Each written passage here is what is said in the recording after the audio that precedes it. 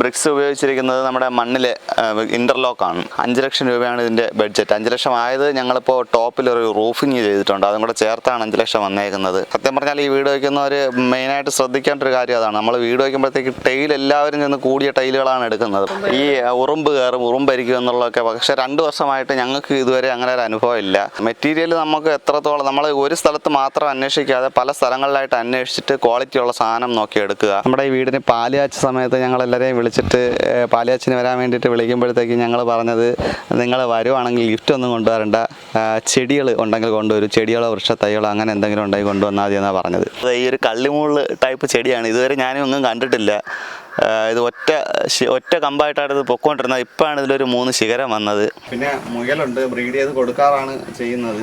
ഒരു table, dining table വേണമെന്നുള്ളൊരു ആശയത്തിൽ നിന്നാണ് ഈ മാജിക് ടേബിളിലേക്ക് എത്തുന്നത്. ഇത് നമുക്ക് തിരിച്ചിട്ട് കഴിഞ്ഞാൽ ഇത് ചെയറായി, ബെഞ്ച് ടൈപ്പാവും.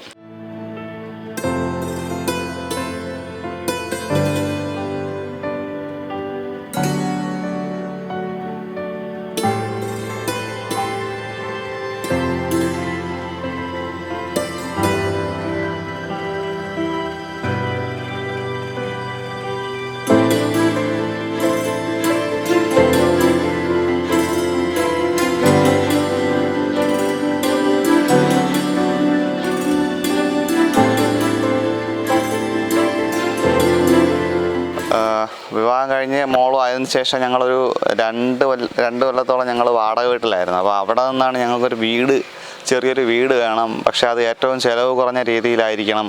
അതുപോലെ തന്നെ ഒരുപാട് നമുക്കൊരു നല്ലൊരു അറ്റ്മോസ്ഫിയർ വേണം എന്നുള്ളൊരു രീതിയിലാണ് ഞങ്ങളൊരു വീട് ചെയ്തത്.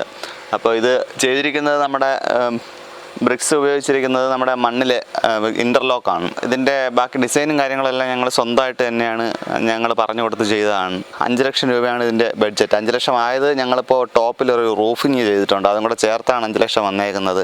ഒരു 4.5-4.5-ക്കകത്താണ് എനിക്കിതിന് ബഡ്ജറ്റ് ആയത്. ഇപ്പോൾ വച്ചിട്ട് 2 വർഷമായി.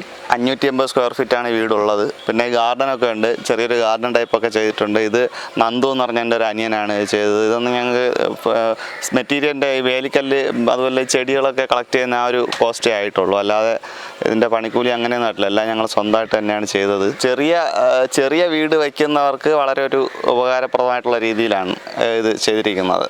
ഇതിൽ ഒരു bedroom, hall, kitchen, work area, പിന്നെ ഒരു ചെറിയൊരു സിറ്റ് ഔട്ട്, ഇത്രയാണ് ഞാൻ ഇതിൽ കൊടുത്തിരിക്കുന്നത്. ഇത് ഞങ്ങളെ സംബന്ധിച്ചിടത്തോളം ഇത് ഉപയോഗിച്ച് ഈ മണ്ണിലെ ഈ ബ്രിക്സ് ഉപയോഗിച്ചതുകൊണ്ട് ഞങ്ങൾക്ക് കൂടുതൽ തണുപ്പ് കിട്ടുന്നുണ്ട്. നമ്മുടെ മറ്റേ സിമൻറ്റ് കട്ടയാകുമ്പോഴത്തേക്കും നല്ല ചൂടായിരിക്കും. ഇതാകുമ്പോൾ നല്ല തണുപ്പാണ്, കൂളിംഗ് ആണ്, വലിയ ചൂട് വരുന്നില്ല. അതുപോലെ തന്നെ ഇതിൻ്റെ ഈ ജനലിൻ്റെ കട്ടളകളൊക്കെ സിമൻ്റാണ്. കാണുമ്പോൾ നമുക്ക് തടിയെന്നാണ് തോന്നുന്നത്, പക്ഷേ അത് സിമൻറ്റിൻ്റെ കട്ടളയാണ്. അതൊക്കെ ഒരു 800 രൂപയ്ക്കകത്തൊക്കെ ഉള്ളൊരു 3 വാളിര കട്ടള എന്ന് പറയുന്നത്. അതിൻ്റെ ഒരു പ്രധാന ഒരു ഉപയോഗം എന്ന് പറഞ്ഞു കഴിഞ്ഞാൽ അത് ഉളുക്കില്ല. പിന്നെ ഈ മഴ പെയ്യുമ്പോൾ തുറക്കാനും അടയ്ക്കാനുള്ളൊരു ബുദ്ധിമുട്ട് വരുന്നില്ല. അങ്ങനെയൊക്കെ കുറേ നല്ല ഉപയോഗമുണ്ട്. അത് ഒരു കുഴപ്പമില്ല. അതിൽ പെയിൻ്റ് അടിച്ചിട്ടുണ്ട്. പെയിൻ്റ് അടിച്ചിട്ടുള്ളത് കാരണം അത് അറിയത്തില്ല, നമുക്ക് തുടയ്ക്കാം. അങ്ങനെ വെള്ളം നനയ്ക്കുന്നതുകൊണ്ട് അങ്ങനെ പ്രശ്നങ്ങളൊന്നുമില്ല.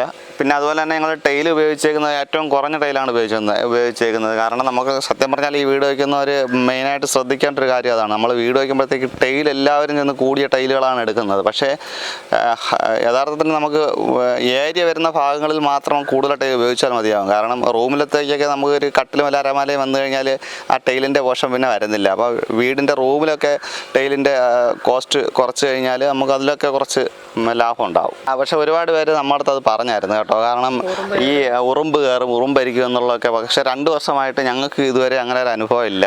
പക്ഷേ അതൊക്കെ ചിലപ്പോൾ അവർ ഉപയോഗിക്കുന്ന പെയിൻറ്റിൻ്റെ അങ്ങനെ എന്തെങ്കിലും ഇതുകൊണ്ട് വരുന്നതായിരിക്കും. ഇതിപ്പോൾ അങ്ങനെയൊന്നുമില്ല. ഞങ്ങളിത് വെറും പ്രൈമറാണ് അടിച്ചേക്കുന്നത്. ഇത് വേണമെങ്കിൽ ഇനി പൊട്ടിയിട്ട് പെയിൻ്റ് അടിച്ചു കഴിഞ്ഞാൽ കുറച്ചുകൂടെ ഭംഗിയായിരിക്കും കാണാനായിട്ട്. മഴ പെയ്യുമ്പോൾ ഈർപ്പം പിടിക്കുന്നില്ല. ഇത് പണി ചെയ്ത സമയത്ത് ആസ്പെറ്റാസ് ആയിരുന്നു, ടെറസല്ല. അപ്പോൾ പണി ഇത് വെട്ടിക്കയറ്റിയാണ് നമ്മളിത് വാർത്ത വീടാണെന്ന് അറിയിക്കാൻ വേണ്ടിയിട്ടായിരുന്നു ഞങ്ങളിത് ചെയ്തത്. പക്ഷേ ഇത് ഷീറ്റ് വെട്ടിക്കയറ്റിയ സമയത്ത് പണിക്കാരത് ചവിട്ടി പൊട്ടിച്ചു. ഞങ്ങളത് അറിഞ്ഞില്ല.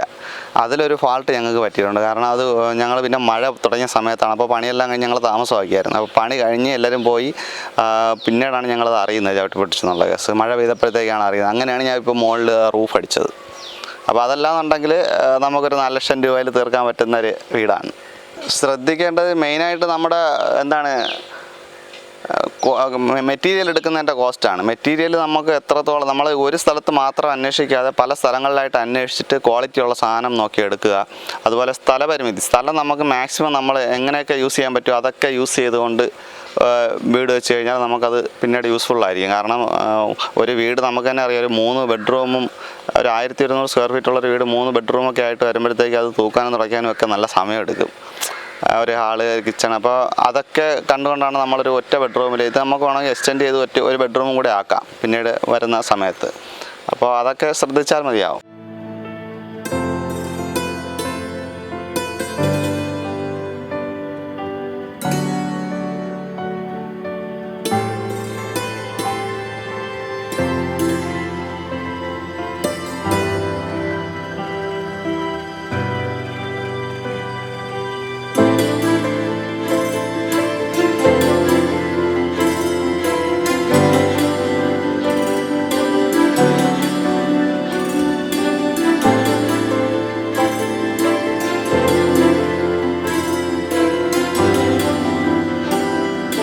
അതുപോലെ തന്നെ നമ്മുടെ ഈ വീടിൻ്റെ പാല് കാച്ച് ഒരുപാട് ചെടികൾ കാണാം നിങ്ങൾക്ക്. അത് നമ്മുടെ കൂടുതലും നമ്മുടെ ഈ വീടിന് പാല് കാച്ച സമയത്ത് ഞങ്ങളെല്ലാവരെയും വിളിച്ചിട്ട് പാല് കാച്ചിന് വരാൻ വേണ്ടിയിട്ട് വിളിക്കുമ്പോഴത്തേക്കും ഞങ്ങൾ പറഞ്ഞത്, നിങ്ങൾ വരുവാണെങ്കിൽ ഗിഫ്റ്റ് ഒന്നും കൊണ്ടുവരണ്ട, ചെടികൾ ഉണ്ടെങ്കിൽ കൊണ്ടുവരും, ചെടികളോ വൃക്ഷത്തൈകളോ അങ്ങനെ എന്തെങ്കിലും ഉണ്ടെങ്കിൽ കൊണ്ടുവന്നാൽ മതി എന്നാണ് പറഞ്ഞത്. അപ്പോൾ അങ്ങനെ കിട്ടിയ ഒരുപാട് ചെടികൾ ഇവിടെ ഉണ്ട്. അവർ പിന്നീട് നമ്മുടെ വീട് കാണാൻ വരുമ്പോഴത്തേക്ക് ചോദിക്കാറുണ്ട്, ഞങ്ങൾ കൊണ്ടുവന്ന ചെടിയല്ലേ ഇതെന്ന് ചോദിക്കാറുണ്ട്. അതിപ്പോഴും നമ്മൾ പരിപാലിച്ചുകൊണ്ടിരിക്കുകയാണ്. വൃക്ഷത്തൈകളൊക്കെ ഉണ്ട്, അതൊക്കെ ഞങ്ങളങ്ങ് താഴെ വസ്തുവിലോട്ട് നട്ടിട്ടുണ്ട്. ഇത് മാജിക് ഫ്രൂട്ട് എന്ന് പറയുന്നൊരു സംഭവമാണ്. ഇതിൽ നമ്മുടെ ഈന്തപ്പഴത്തിൻ്റെ കുരു കണക്കാണ്, വലിപ്പം അത്ര വരുള്ളൂ. നല്ല റെഡ് കളറാവും പഴുക്കുമ്പോഴത്തേക്ക്. അത് നമ്മളിത് കഴിച്ചു കഴിഞ്ഞാൽ നമുക്കൊരു 2 മണിക്കൂറത്തേക്ക് വായിൽ എന്ത് കഴിച്ചാലും മധുരമായിരിക്കും. കയ്പുള്ളത് കഴിച്ചാലും എരിവുള്ളത് കഴിച്ചാലും പുളിയുള്ളത് കഴിച്ചാലും വായിൽ നല്ല മധുരമായിരിക്കും. അതാണ് ഈ ഫ്രൂട്ടിൻ്റെ പ്രത്യേകത. ഇപ്പോൾ ഞാനിപ്പോൾ ഇത് മേടിച്ചിട്ട് ഇപ്പോൾ ഒരു 6 മാസം ആയതേ ഉള്ളൂ. നമുക്കൊരു 7-8 കായോളം ഇപ്പോൾ കിട്ടിയിട്ടുണ്ട്. ചെറിയ രീതിയിൽ നമ്മളൊരു വളർത്തുമീൻ കൃഷി കണക്ക് ചെയ്തിട്ടുണ്ട്. അത് നമ്മുടെ ഉപയോഗത്തിനും കാര്യങ്ങൾ നമ്മുടെ ഫ്രണ്ട്സിനും കാര്യങ്ങൾക്ക് കൊടുക്കാൻ വേണ്ടിയിട്ടാണ്. ഇപ്പോൾ കഴിഞ്ഞ പ്രാവശ്യം അനാബസാണ് ഇട്ടിരുന്നത്, ഇപ്പോൾ ഇനി ഇടാൻ പോകുന്നേ ഉള്ളൂ. അതുപോലെ അതിൻ്റെ അടുത്ത് നിൽക്കുന്നത് ഈ ഒരു കള്ളിമുള്ള് ടൈപ്പ് ചെടിയാണ്. ഇതുവരെ ഞാനും ഒന്നും കണ്ടിട്ടില്ല. ഇത് ഒറ്റ കമ്പായിട്ടാണ് ഇത് പൊക്കോണ്ടിരുന്നത്. ഇപ്പോഴാണ് ഇതിലൊരു 3 ശിഖരം വന്നത്. കാറ്റും മഴയൊക്കെ വരുമ്പോഴത്തേക്ക് ഞങ്ങൾ താഴെ ഇറങ്ങി നോക്കാറുണ്ട് ഇത് ഒടിയൊന്നും. പക്ഷേ ഇതുവരെയും അങ്ങനെ ഒരു സംഭവം ഉണ്ടായിട്ടില്ല. കാരണം മൂട്ടിൽ അതിന് കനം കുറവാണ്. പിന്നെ ഇതിൽ പൂവരോ എന്നൊക്കെ ചിലർ പറയുന്നുണ്ട്, പക്ഷേ ഇതുവരെയും അതും കണ്ടിട്ടില്ല. ഇത് ഹൈറ്റ് വെച്ച് പോകുന്നുണ്ട്.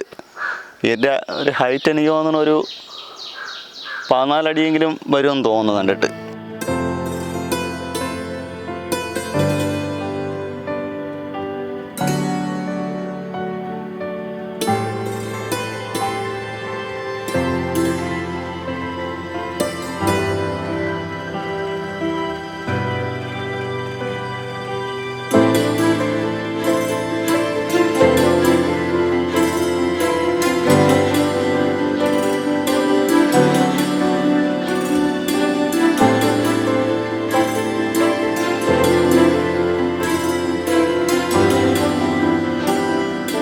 പിന്നെ മുയലുണ്ട്, ബ്രീഡ് ചെയ്ത് കൊടുക്കാറാണ് ചെയ്യുന്നത്.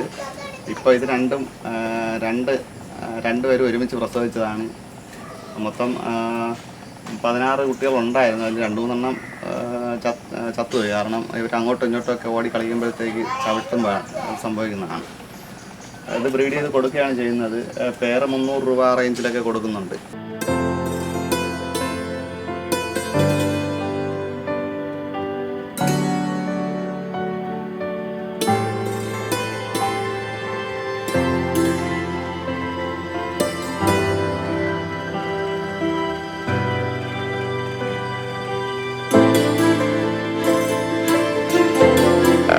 ഒരു ഡൈനിങ് ടേബിൾ വേണമെന്നുള്ളൊരു ആശയത്തിൽ നിന്നാണ് ഈ മാജിക് ടേബിളിലേക്ക് എത്തുന്നത്.